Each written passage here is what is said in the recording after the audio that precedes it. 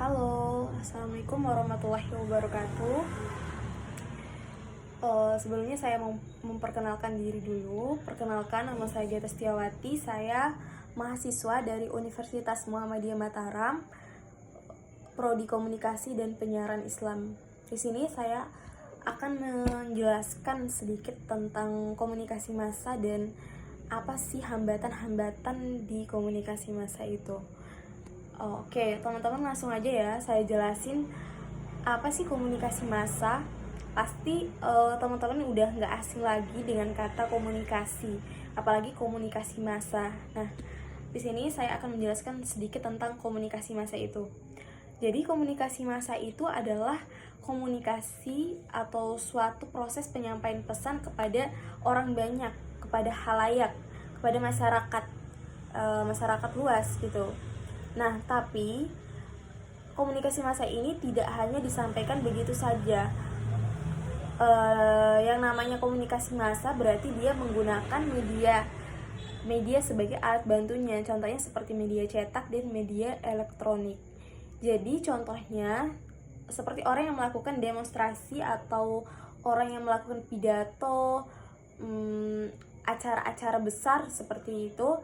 Nah, walaupun di situ banyak orang, halayaknya banyak, masyarakatnya banyak, tetapi tidak ada media satupun, itu tidak bisa dikatakan komunikasi massa. Karena kembali lagi dari pengertiannya tadi, komunikasi massa itu berarti menggunakan alat bantu media.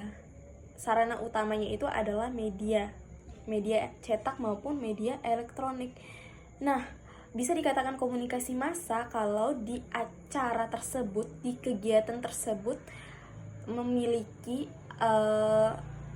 media. Walaupun media yang dia pakai itu cuma satu, tidak apa-apa, itu bisa dikatakan komunikasi massa karena dia ada medianya gitu loh. Kalaupun orang banyak tapi tidak ada medianya, itu tidak bisa dikatakan komunikasi massa ya teman-teman. Itu pengertian komunikasi massanya. Oke, lanjut, kita akan membahas apa saja sih hambatan-hambatan dalam komunikasi massa itu. Oke, ada 3 hambatan komunikasi massa. Yang pertama ada hambatan psikologis, yang kedua hambatan sosiokultural, yang ketiga hambatan interaksi verbal.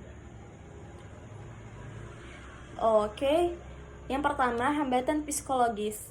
Nah, dikatakan hambatan psikologis karena terkait dengan unsur-unsur dari kegiatan psikis manusia itu sendiri. Nah, diantaranya dibagi menjadi 4 lagi.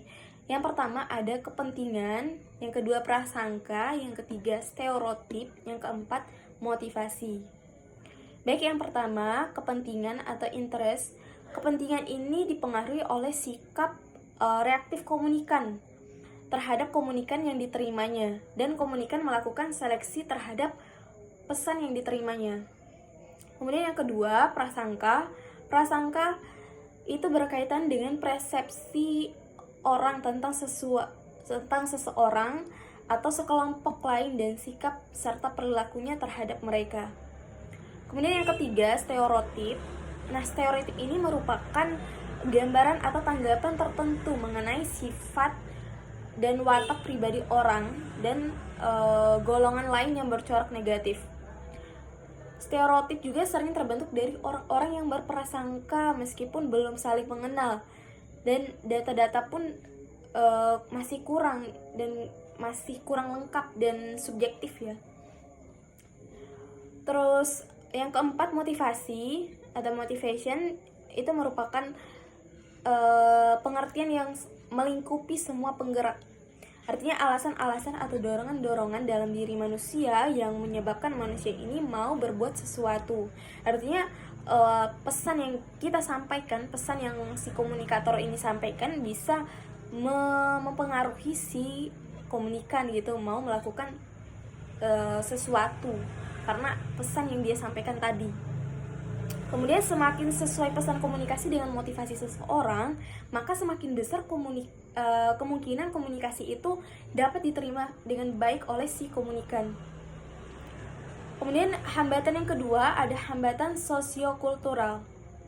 Nah, hambatan sosial kultural ini dibagi menjadi 5 unsur lagi, yaitu yang pertama keragaman etnik, dua perbedaan norma sosial, yang ketiga kurang mampuan dalam berbahasa, yang keempat faktor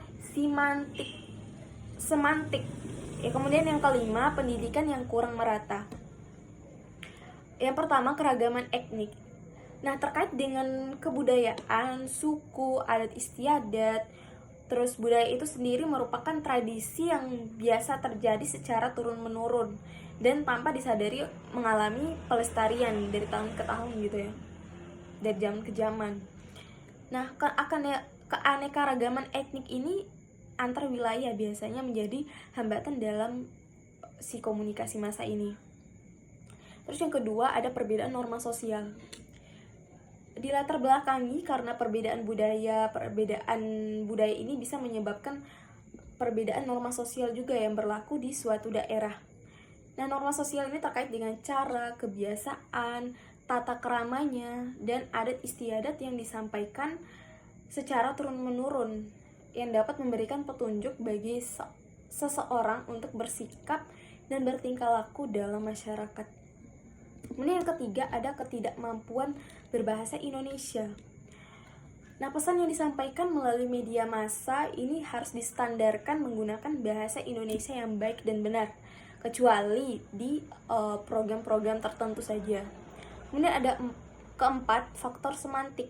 Nah, semantik ini merupakan pengetahuan tentang pengertian atau makna kata sebenarnya. Nah, hambatan semantik ini bisa dibagi menjadi 4 lagi. Yang pertama, pengucapan kata yang salah akibat terlalu cepat dalam berbicara. Artinya si komunikator ini menyampaikan pesan itu terlalu buru-buru. Yang kedua, perbedaan makna dan pengertian untuk kata atau istilah yang sama sebagai akibat aspek psikologis. Yang keempat, pengertian yang konotatif. Kemudian yang kelima, pendidikan yang belum merata, artinya terjadi karena adanya faktor mekanis stasiun pemancar dan juga mesin cetak. Ketiga, hambatan interaksi verbal. Di sini menurut De Vito 1984 mengemukakan 7 jenis hambatan yang sering terjadi pada komunikasi antarpersonal yang ia sebut sebagai barriers to verbal interaction. Nah, dari ketujuh jenis hambatan itu beberapa diantaranya dapat pula terjadi pada si komunikasi massa dengan sedikit perbedaan pada komunikasi antarpersonal. Hambatan-hambatan itu dapat terjadi pada pihak komunikator dan komunikasi sekaligus secara bersamaan atau bisa juga masing-masing. Nah, pada komunikasi massa, hambatan tersebut pada umumnya terjadi pada pihak komunikan. Nah, jenis hambatan tersebut dibagi menjadi 4. Yang pertama ada polarisasi. Nah, polarisasi ini adalah kecenderungan untuk melihat dunia dalam bentuk lawan kata dan menguraikannya dalam bentuk lawan kata dan menguraikan dalam bentuk ekstrim. Contoh, pemberitaan media massa yang tidak netral, berpihak pada satu konstituen aja. Dan yang kedua, kecenderungan untuk melihat manusia atau objek sesuai dengan ciri yang melekat pada mereka. Misalnya ketika seorang presenter ini tampil dengan busana yang tidak menarik. Nah, secara intensional komunikan akan menilai presentasinya pun tidak menarik. Jadi kita atau orang yang membawakan berita, yang memberikan berita itu harus, atau yang menyampaikan berita itu harus berpenampilan yang menarik, yang maksudnya yang menggunakan baju atau pakaian yang lebih rapi lagi gitu ya, yang lebih enak dipandang oleh si komunikan gitu. Nah, yang ketiga evaluasi statis atau static evaluation, lahir dari persepsi kurang tepat tentang manusia atau objek dan kemudian menetap atau tidak berubah. Contohnya berbicara melalui televisi dengan topik tertentu. Nah, cara berkomunikasi dan materi yang disampaikan ini tidak baik. Yang keempat, indiskriminasi. Nah, komunikan dihadapkan dengan seorang komunikator. Reaksi pertama komunikan adalah memasukkan komunikator itu di dalam kategori tertentu, bisa berdasarkan bangsa, berdasarkan agama, ataupun tentang kedisiplinan ilmunya gitu. Jadi komunikan juga memandang gitu ya, memandang para komunikator ini seperti apa gitu dalam menyampaikan pesannya gitu. Itu hambatan-hambatan dari komunikasi massa ya guys ya. Ada 3, psikologis, kemudian apa tadi, sosiokultural, terus hambatan interaksi verbal. Nah, itu aja penyampaian dari saya tentang apa itu komunikasi massa dan apa aja sih hambatan-hambatan komunikasi massa itu. Baik, semoga apa yang saya sampaikan tentang komunikasi massa ini buat teman-teman bisa bermanfaat dan bisa dipahami oleh teman-teman.